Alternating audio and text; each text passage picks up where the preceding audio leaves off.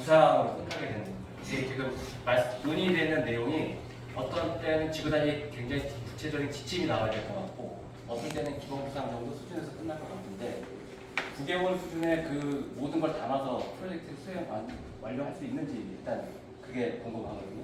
혹시 네, 지금 본 사업은 기본구상 및 사업 타당성 검토 부분이고요.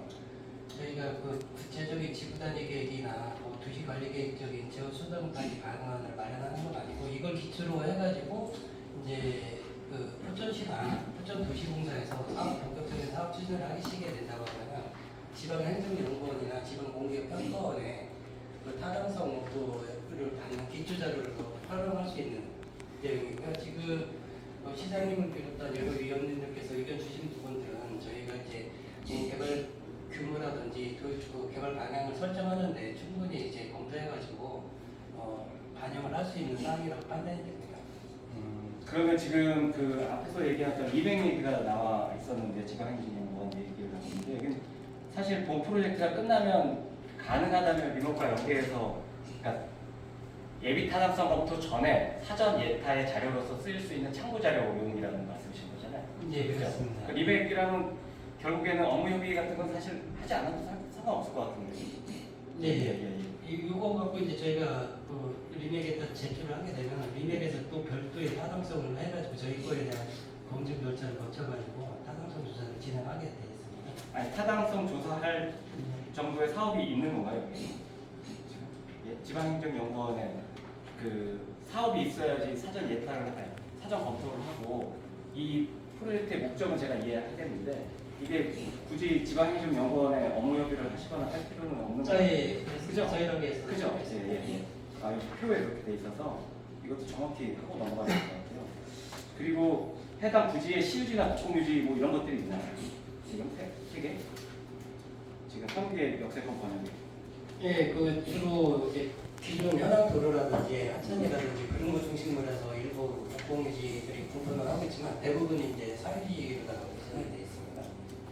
제가 이걸 보고서 앞에서 뭐 시장님께서도 말씀하시고 여러 가지 말씀을 해주셨는데 이런 것 같아요. 뒤에 이제 업무 모에서 개발 방식 얘기도 나오고 여러 가지가 나오는데 이제 기간이 짧기 때문에 저도 이제 이런 프로젝트 하다 보면 이제 혼란스러운 게 있거든요.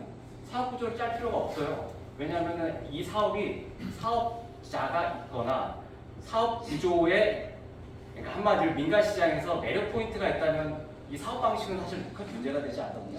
그건 돌파하면 됩니다. 그건 공사에서 돌파하거나 시에서 이렇게 가져가면 되거든요. 근데 지금 세계의 역세권 개발 부상을 보면 이거 책 쓰고 보니까 제가 좀 말씀드리는데 이거 이렇게 안 해도 될 것 같아요. 이렇게 그냥 시장에 내버려 둬도 난개발 방지 정도만 해도 이 토지는 나올 것 같아요. 그러면 그게 안 되려면 이 프로젝트를 통해서 포천시는 3개 역세권에 이런 매력 포인트를 만들었구나라는 걸 좀 시장에다가 좀 전달하는 게 좀 필요하거든요. 예. 근데 그게 빠지면, 그게 없으면 사실 사업 구조 같은 건 다 필요 없고 그냥 민간에서 알아서 땅 사가지고 그냥 개발하시면 되는 구조거든요. 그러니까 한마디로 저는 현실적인 이 타당성 용역이 되기를 원하시냐 아니면 약간 도전적으로 해서 뭐 예를 들어서 뒤쪽에 보니까 뭐 바이오, 뭐 벤처 이렇게 나오던데 진짜 이런 걸 원하시느냐 이게 좀 정리가 돼야 되지 않을까 생각이 돼요. 왜냐면 9개월 동안 용역회사가 그걸 정리해가지고 돌파해가지고 그걸 만들기에는 정말 이게 보고서로 끝나면 안 되잖아요. 실행 방안이 나오고 확정되어야 되는데 그리고 타당성에 이게 동계산이 들어가 있네요. 사업성 검토. 네, 저희가 그 수요를 근거로 해서 개발 규모가 설정되고 그거에 따라 이제 사업 타당성 검토까지는 같이 검토가 됩니다. 이 사업성 타당성 검토하기 되게 약간 한마디로 아주 기초적인 수준이냐 아니면 제 도전적으로 어떤 걸 좀 꼼꼼하게 다루는 수준이냐 이게 이제 목표가 좀 정해주셔야지 아마 하지 않을까 생각이 들어요. 저는 개인적으로는 이게 착수보고니까요. 아마 3개 역세권에 매력 포인트 하나 정도씩은 꼭 있어야 된다고 생각이 들어요. 그게 있어야지 시장에서 민간 사업자들이 거기는 그게 아니면 보통의 매력 포인트는 이런 거죠. 땅값을 싸게, 공을 싸게 주거나 아니면 용적률 완화를 왕창 주거나 뭐 이게 이제 둘 중에 하나인데 뭐 다른 매력 포인트가 뭐가 있는지 모르겠습니다. 제가 걱정되는 건 이런 거죠. 역세권이 만들어졌어요. 양주에 덕계나 덕정이나 이런 것처럼 만드실 생각은 아니신 것 같아요. 그런데 이대로 가면 그렇게 거의 비슷하게 만들어질 겁니다. 그런 구도심 있고 옆에 아파트 들어오고 그냥 그러고 끝나는 거거든요. 포천에는 정말 새롭게 들어오는 정말 소중한 땅이잖아요. 그러면 좀 부상을 좀 그래도 매력 포인트가 뭔지는 모르겠지만 그걸 좀 만들어서 그걸 먼저 만드는 게 사용 조건이 아닌가 싶어요. 제 생각에. 그 이후에 사업 방식은 사실 저는 그렇게 고민 안 하셔도 돼요. 그게 만들어지면 시장에서 반응합니다. 이렇게 하다가 포천시를 찾아올 거예요. 그런 생각이 듭니다. 예. 우리 이 용역은 기본 구상을 하는 거기 때문에 아까 연재성 의원님 말씀하신 것처럼 그 여타 사례가 최고 중요한 거 같아요. 그죠?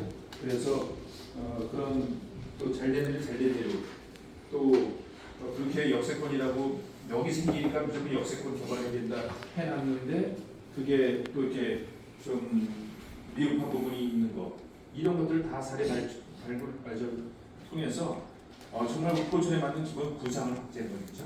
그 구상 용역이니까.